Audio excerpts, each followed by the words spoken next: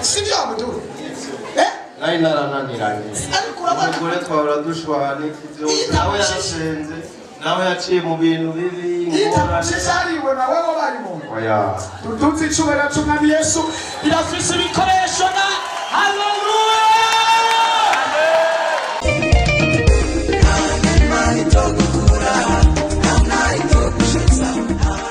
amen haleluya nanje mpagaze hano nshima Imana sinoronka ingene mvuga ivyo Imana yankoreye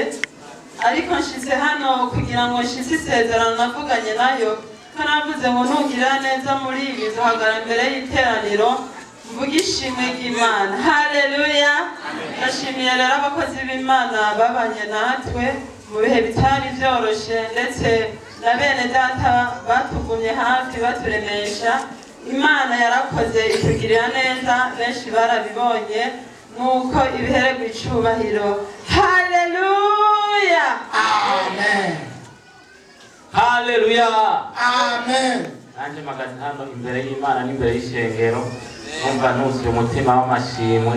numva nongeye gushimira Imana yo guma intera iteka kandi igirira neza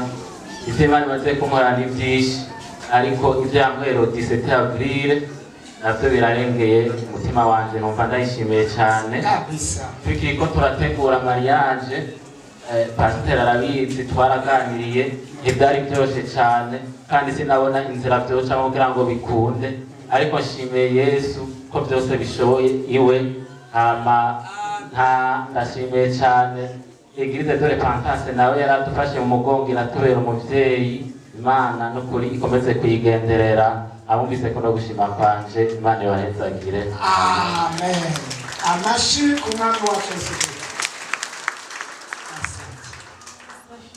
amen Yesu ashimwe kandi haleluya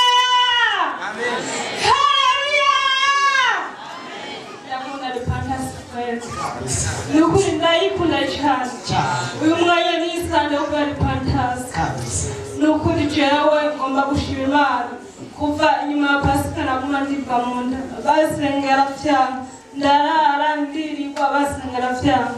ariko kuwa gatanu barasengeye natashize vyaheze ikindi ngomba gushima Imana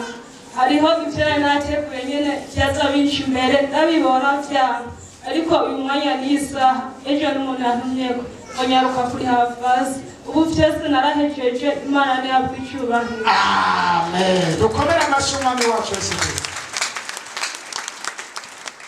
umukobwa arakunda Repentance kandi nanjye ndakunda umuntu akunda ishengero ry'Imana umuntu akunda ndamukunda kabisa umuntu akunda ishengero na Yesu icyatumye yitanga nukubera yakunda ishengero igihe udakunda ishengero nta nicyo wokorera mu iryo shengero igihe udakunda umuryango nta nicyo wowumarira Yesu ahezagira abakunda Repentance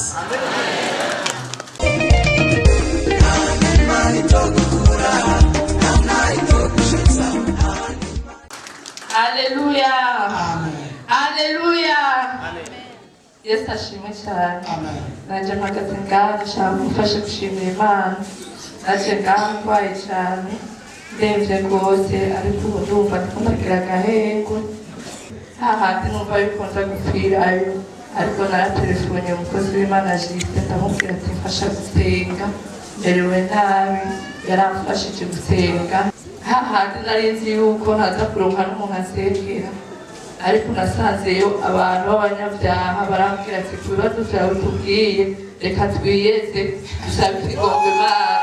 tugufashe gusenga Imana ikugirire neza uze kuva ahantu uri muzima ariko Imana yaramfashije narahavuye ndahava ndi muzima Imana ishimwe Imana cyane yakoze waratashe waravuye mu gasho ivyo birahagije dukomere amashi umwami wacu Yesu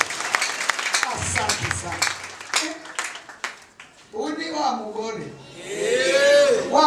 uzi ko muri Bibiliya nasoma ijambo ry'Imana rivuga ngo uni wa mugore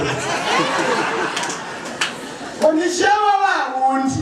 wa mudamu haleluya ariko arashima Imana uwo yaje hano yapfuye kabisa yego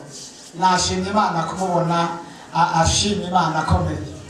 Yesu ari ku kazi muri Repentance tudunze icyubahiro cy'umwami wacu Yesu haleluya haleluya Imana irahari kandi iguma ikora ibikorwa Shengero ry'Imana nanjye nashaka nshimira Imana cyane yarankoreye ibitangaza bimwe bihanitse biri hejuru rero nari narananiranye kureka itabi inzoga rero n'akamugina agashira umugore twaragiye twarananiranye arambuza inzoga nta mu ruhanga n'iyatsina nagize natwe gupfa rero Imana aho yanyerekeye ukuboko kwayo ejo bundi yarandungitse mu mpimba kandi isuku ikosa ryanje yashaka kugira ngo ndayimenye ndayisenge cyane nayimazeho imyaka 2 bari banciriye umunyoro uzohera muri 2024 mu kwa kane ariko Imana yarankoreye ibitangaza nasanze umwana yarakuze namusize afise demo sanze afise abana 3 rero nashaka nshimira Imana ko ifise inzira igihumbi icishamo umuntu kugira ngo naho barananiranye ifise ayigujisha kugira utumve acimbe kugura Bibiliya ndasenga cyane ubu urakijijwe warakiye Yesu nk'umwami n'umukiza amina ariko izina riracandiyeho nitwa Abdul nifuza kubatizwa cyane dukomere amashyi umwami wacu Yesu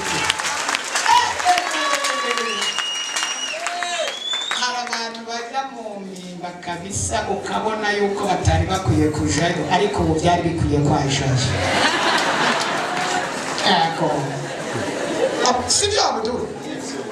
nari narananiranye umugore twahora dushwana ibyo nawe yarasenze nawe yaciye mu bintu bibi ngorane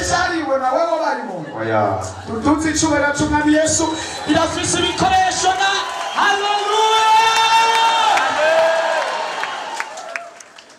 sabe wewe nturinde kujayo itunganya niko gutaraja hariya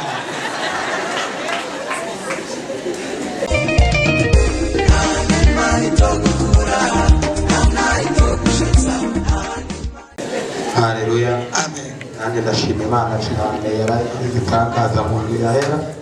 narakenyefoye pastori uriraho waye cyane hanyuma ndaza turabonana nari mbaye umutwe bitaga hanze abandi bitanga gasata umutwe ubabaza cyane gose uyu mwene data yasengeye barabizi muhariya byari ibintu bikomeye cyane renda shima Imana ko uwe yankijije nkaba ngomba rero ishobora gusa ubushire kuri sinda nawe kundi kuko wari umaze n'imisi nawe ufashe ko nta gufata mu 2005 urumva ko yari ibihe birenge ubundi wakize none ubu narakize mu gahare kakiza nyene kudogeza nyene kanya ako kadori areka tukirukana mwizina rya Yesu ako kazimu kakisigajeyo 1 2 3 4 5 6 7 ndamutegeka gusohoke mwizina Yesu ndamusambura mwizina Yesu zimangana wa mutwe wa mwizina Yesu Kristo Munyanazareti amen mutosura kukumva haleluya amen Yesu nashimwe amen yempagaze ngashimira Imana y'amasengesho y'imisi 3 nabonye ikiganza cy'Imana narose umutahe nari ifite n'amadeni ubu natanguye kwishyura Yesu nashimwe dukomere amashi umwami wacu Yesu Kristo Imana iragaheza haleluya haleluya amen nanje njishitse ngashimira Imana kuko Imana yankuye muri siporo je hariho siporo nayo nsanzwe nkora atari njya yukudoga ikiriri cyangwa mfite marche mu mabarabara atandukanye je narishika muri sare tugakora imyimenyerezo hamara abo bashimwa bakaza bakadukoresha mugabo mfatiye amasengesho y'imisi 3 yaheze kuri Pasika narafukamye ndasaba imbabazi nkijora amaguru aranja biranka mugabo ndashika ndasubira ndasenga ubu uye bikaba byaraheze nkaba naciye nsezerera iyo club ubu uye je nkaba narayivuyemo ikindi cya kabiri nagomba shime Dimashi yaravuze abantu bafise amadiplome jewe narahejeje pastor aravuga naho mutagiye kuronka akazi ka leta muzokora n'akandi kazi gasanzwe cyane je Dimashi navuye ngaha aya aramu wankre yaramaze imisa telefona nitandamuraba acambwira ngo shika ngaha aya ngo kora akazi ndamubwira je ngira mbanze usubira inyuma gutora impuzu acambwira ngo oya wamwe wosubira muhira wocugumayo ntiwosubira kuza acambwira ngo ndare impuzu cansubira kuja kuzitora bukeye ubu yakaze nkaba naragatambuye Imana ishimwe dukomera amashi umwami wacu Yesu Kristo irangahora bw'Imana. Haleluya Haleluya Yego nanje Imana nihabwa icyubahiro je n'ukuri nari mfise umutwaro nasengeye imyaka 7 mwiyo myaka 7 kandi naririrwa imbere y'Imana nkarara imbere y'Imana nkakora n'amafungo y'iminsi 2 ntajya ntanwa ariko uwo mutwaro ntabwo wari bwishugwe ariko nginagaze mwiri shengero uwo mutwaro ndawusengera nukuri Imana ihabwa icyubahiro uwo mutwaro naje ngaha ani uwo munsi nyene uwo mutwaro wagiye wishuwe haleluya haleluya haleluya kandi mbere ikindi shimira Imana nari ngwaye cyane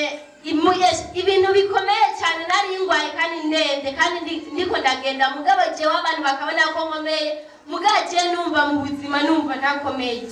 ariko narageze ngaha baransengera n'ukuri abakozi b'Imana Imana bahezagire ibongereza amavuta cyane kuko n'ukuri barafise amavuta Imana yarabahezagiye nukuri narakize umushima Imana nukuri ku muntu wese azi neza yuko yaje ngaha aremerewe nukuri yizere ko azova ngaha yaruhutse Imana ihabwa icyubahiro dukomera amashi umwami wacu Yesu Kristo yafashije umuntu wese yaje aremerewe ndafashije umuntu wese yaje aremerewe gusa yihenze ko gato yavuze ngo azova ngaha azoguma hayatabawe nta ntuzoje aho utabari ucuharara ukacuhaguma uwo nawe batatu ntazoshobora kuva ngaha ugeri mu bantu bakunda repentance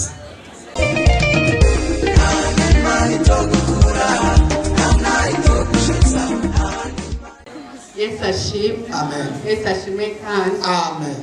yari byanse ko mpaguruka gushima ariko numva sinotaha ntashimye nkishika ngaha naje mfise uwundi mutwaro umukozi w'Imana arabizi atanguye gusengera uwo mutwaro ubari yarambwira ngo nabonye mu kazi kawe barakwivye ntabyo nari namubwiye kandi kubera bari banyivye igihe kirekire byasa n'ibintu nahevye byari ibintu byinshi cyane kandi by'amahera menshi ndabimubwira umukozi w'Imana nti Imana ikubwiye n'ukuri arambwira ati nubwo wabihevye Imana usenge tubigarukane arasenga haheze nk'indwi ndabona uwo muntu mvuge ko yasa n'uwanyivye turaganira usanga birimo ibintu birebire ntashobora kwigaruye ndamubwira umukozi w'Imana nti bya bintu ni birebire cyane ninumva no hasiga n'agatwe arabizi dosiye uko yari imeze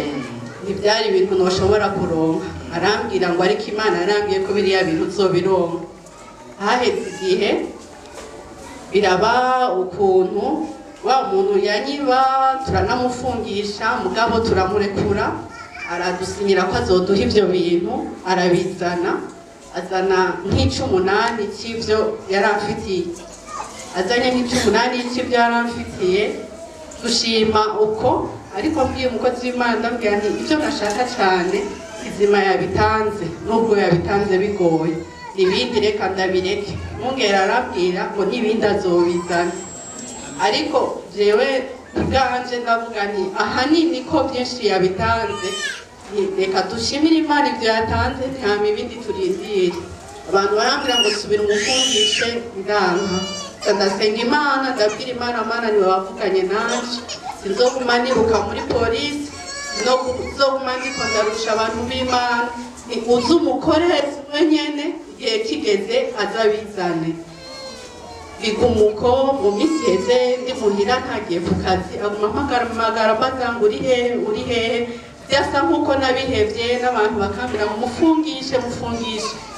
bijya zobizana nk'uko yatanze ibindi n'ibindi byabimaze umwaka urenga atarabizanye ibyo bintu arabizana birashika muri po